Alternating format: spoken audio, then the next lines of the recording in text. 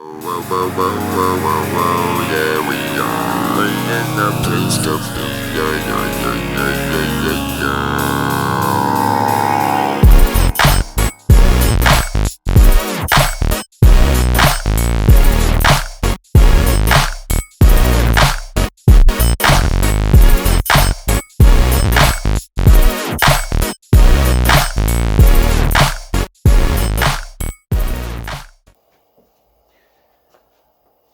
Ampliação da visão de mundo do homem, que parte da representação do ponto, do localizado, para o generalizado, onde ele começa a entender que faz parte de uma estrutura maior, até chegar no momento onde ele começa a questionar quem ele é, faz passar por vários processos da estrutura e da construção do espaço cênico.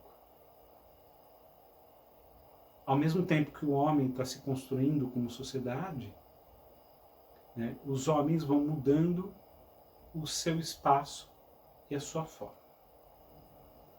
Com isso, a gente para no momento da expansão e dessa nova construção e visão de mundo, para partir para um novo momento de prática. Então a gente vai falar bastante agora sobre o que a gente tem de referência do início do século XX até os dias de hoje, de artistas que começaram lá e seguem como referência até hoje, começando a falar do Josef Svoboda, talvez o maior expoente da cenografia mundial. Ele é da República Tcheca e ele foi responsável por fazer as primeiras experimentações cinematográficas dentro do espaço teatral, de trazer o cinema e trazer vários outros elementos, fazendo experimentações com interação. Então é um cara bastante importante, principalmente por esse pensamento da estrutura e de revelar a estrutura teatral, que antes era sempre trazida como uma coisa escondida, né? Como fizesse parte da estrutura, mas não fizesse parte da cena. Então, e é também o cara que vai dar importância à matéria da iluminação. Tanto é que ele é responsável pela criação de vários refletores de iluminação que são usados até hoje. A gente vai ver o filminho dele agora, ele falando um pouquinho sobre a obra dele. Vytvořili jsme éru od roku 60 do roku 69, která prostě se stala jaksi z divadelního hlediska podle mě pro celou Evropu důležitou, protože tady najednou vzniklo divadlo, které mělo nějaký program. A je to taky období, nejlepší období mý práce, jo, protože tady byli talentovaní lidi, jenom já jsem vlastně pracoval prakticky s 5-6 různými režiséry, českými režiséry, ale velice kvalitními. Jo. A ti byli skvělí, to byl Radok, Krejča, Macháček, Kašlík, jo, Pleskot.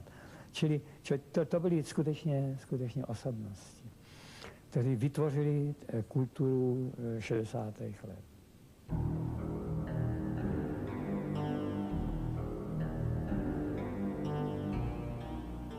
Ten Roma Julie, to bylo programové představení vlastně Činohry Národního divadla, protože ten Shakespeare vlastně přicházel v době, kdy a tohleto téma v době, kdy jaksi klesala citovost mladých lidí a Krejča postavil ten program právě v úmyslem ukázat jako mladým lidem a publiku, že tomu tak není a že prostě jako cit, jako je statek, který se musí taky pěstovat, že není jenom hlavní bitva za socialismus. No a teď bylo důležité dát tomu celému právě to měřítko ten human factor, vlastně dostat i do toho prostoru a i do té architektury, dát ty věci spát. A ten spát mohl vzniknout jedině tehdy, jestliže vytvoří scenografie, která se mění a tempo. To znamená s odchodem herců ze scény a s příchodem nové z herců do jiné situace se promění scéna.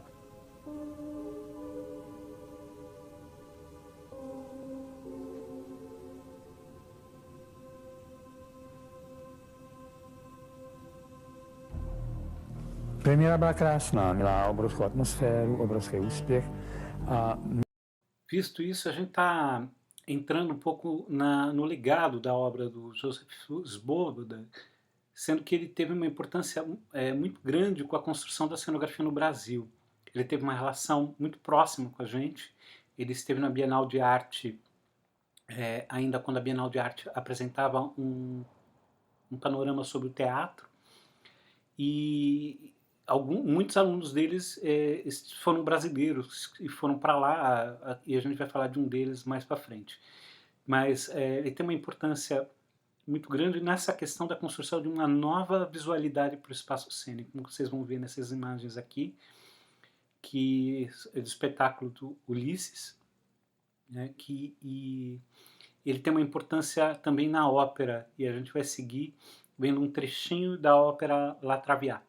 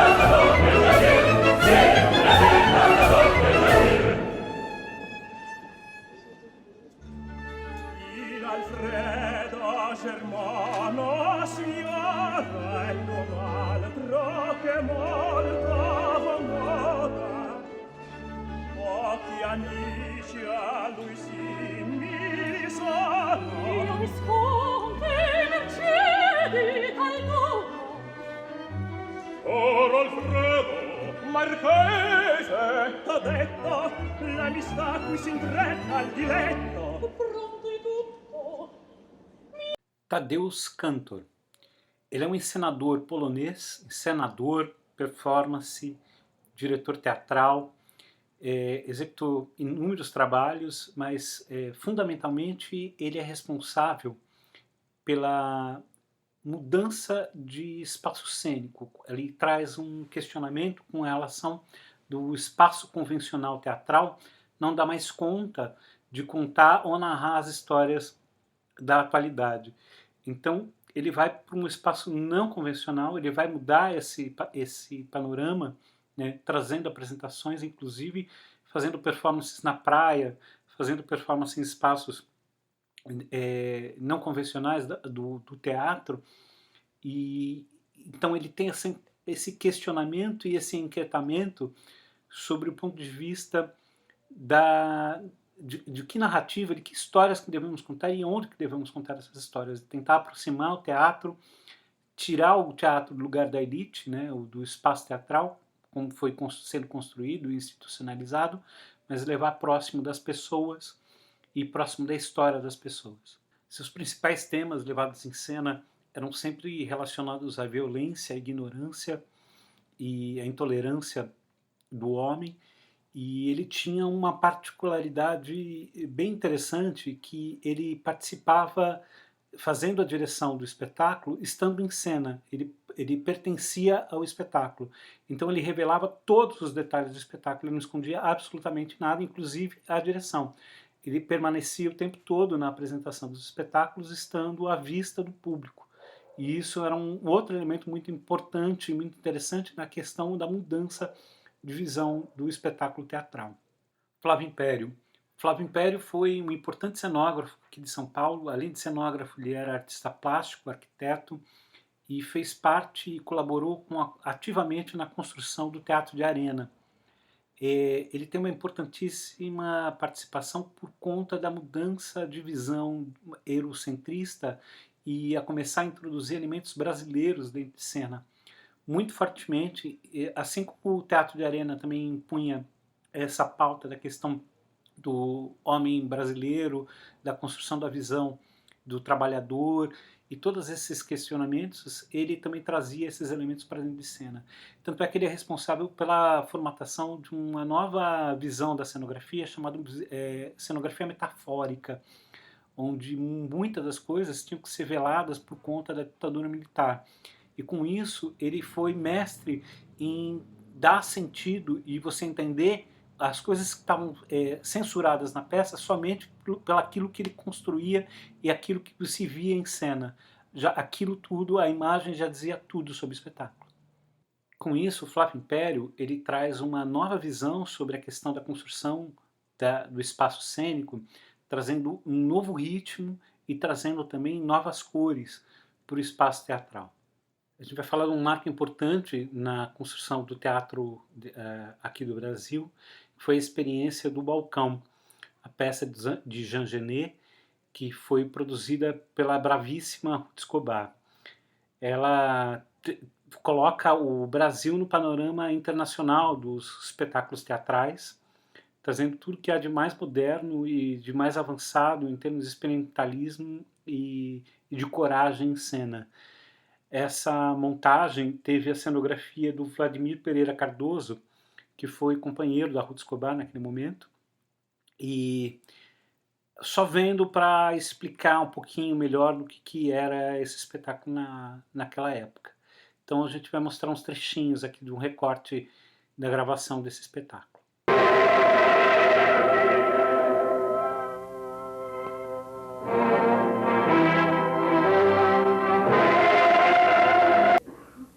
É ainda de outra coisa que se trata, não de inteligência.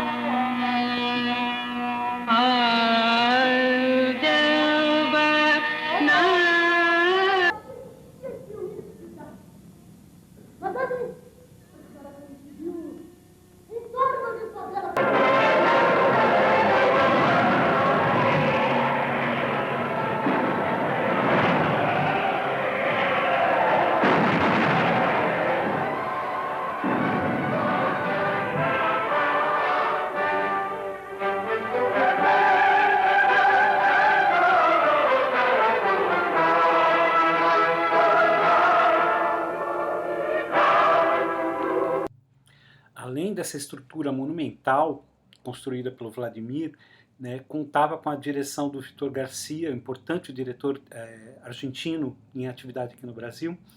Mas, para terem uma ideia da mostra e da grandiosidade do espetáculo, no elenco contava com Raul Cortez, com Célia Helena, Sérgio e Cláudio Mamberti, com Neila Torraca, com a Teresa Raquel, com Paulo César Pereio, com Jonas Mello, o Jofre Soares e mais outros tantos que fizeram parte da cultura brasileira, tanto do teatro quanto da TV.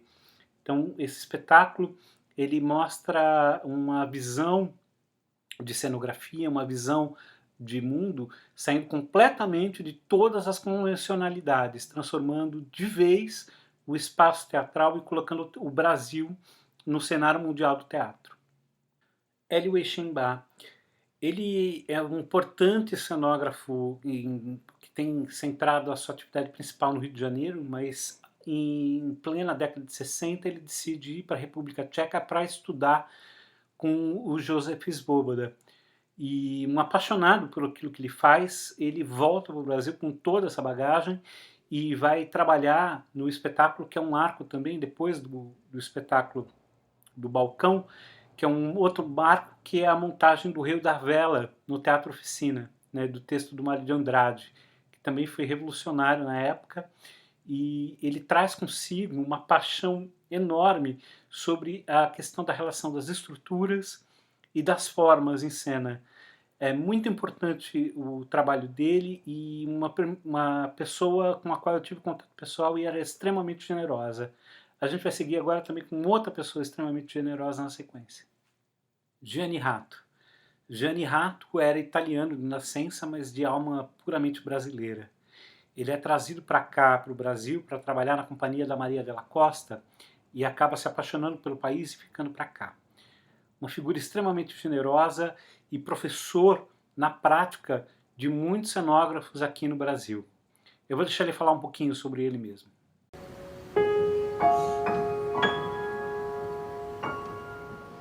Eu quero que se saiba que eu digo e declaro que não sou homem de teoria, eu sou homem de prática. Eu sou um artesão do teatro, nasci como artesão do teatro, apaixonado pelo teatro, tentando buscar as rispostas que o próprio teatro coloca. Oggi, per esempio, la visione scenografica mia nega tutto quello che la scenografia può essere usato, propondo la critica e l'analisi e la traduzione drammatica dello spazio teatrale. Eu acho que ele abriu a minha vida, abriu o conceito que eu tinha sobre fazer teatro e me educou para o teatro. Gianni Ratto já era um cenógrafo consagradíssimo na Itália, trabalhando no Piccolo Teatro de Milão. E quando ele vem para o Brasil e abandona tudo, ele nunca mais retorna para a Itália. E tanto é que na Itália achavam que ele já havia falecido, que não tinha informação nenhuma de nada da obra dele. E aqui ele foi extremamente generoso, extremamente potente. Ele sempre estava envolvido com os jovens, ele sempre estava envolvido com teatro experimental e principalmente com a educação e a formação dos jovens. Ele é um cara extremamente preocupado com a questão do teatro no sentido amplo e extenso. A sua obra é gigantesca, tanto em significado quanto em importância da pessoa humana dentro do espaço cênico. Outra importância dele é de não se conformar em hipótese alguma com as propostas e com as ideias concretizadas, e sim estar sempre experimentando e sempre modificando aquilo que está sendo construído ou tomando forma. Nunca se contentar com o trabalho pronto, e sempre mudar, inovar, experimentar. Daniela Thomas, cineasta, diretora artística e cenógrafa. Ela era filha do Ziraldo, né, e foi casada com o Gerald Thomas.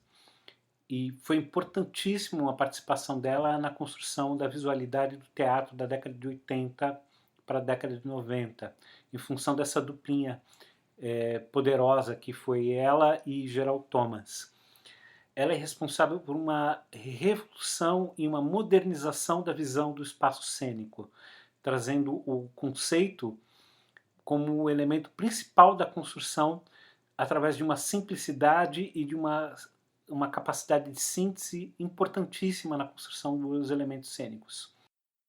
Ela também, em parceria com Philippe Rich, hoje em dia, traz nessa capacidade de síntese que ela tem, fazer visuais poderosíssimos, quase inebriantes dentro do espaço cênico. É importantíssima a presença dessa mulher e de como ela mudou a perspectiva do espaço cênico para o que a gente tem hoje em dia na atualidade. A cenografia, assinada por Daniela Thomas e Felipe Tassara, revela parte da arquitetura do teatro a ponto de mostrar para a plateia mais do que ela costuma ver. É muito autorreferente, porque o Rigoletto é aquele cara que está sempre entretendo os ricos, né, nas festas, e depois ele vai para a casinha dele, onde ele tenta ter uma vida normal, né? Quer dizer, é exatamente a nossa vida, que né? A gente somos os bufões. A gente somos os bufões, exatamente. E o Rigoletto, que está o tempo todo fazendo graça dos outros, quando alguém coloca ele na berlinda, ele perde completamente a estrutura, vira um assassino, vira louco, né?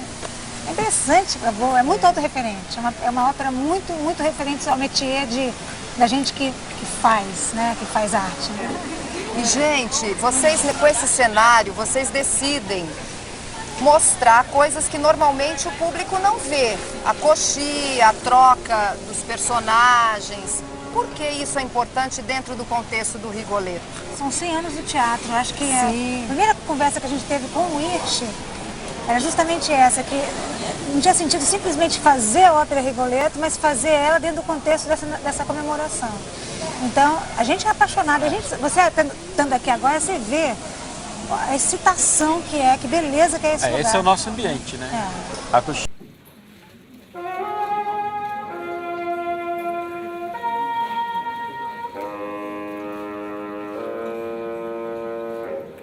Uno, los textos sagrados.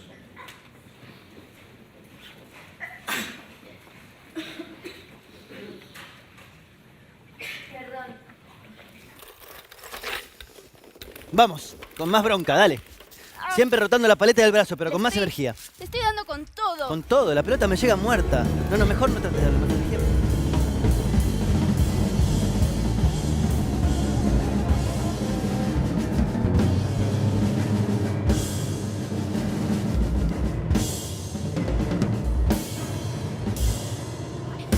Eu tô atrasada. Eu sou uma epígrafe. Uma epígrafe atrasada. Uma epígrafe grega. Uma epígrafe inca. 100% tradição, 100% hipster, 100% fashion, 100% vanguarda, 100% teatro contemporâneo, 100% do vegano, 100% algodão, 100% Glória Pires, ideia de gênio, ideia de gênio. Tem dias que o negócio tá difícil, que é brabo circular pelo edifício tomado por pagode de bola.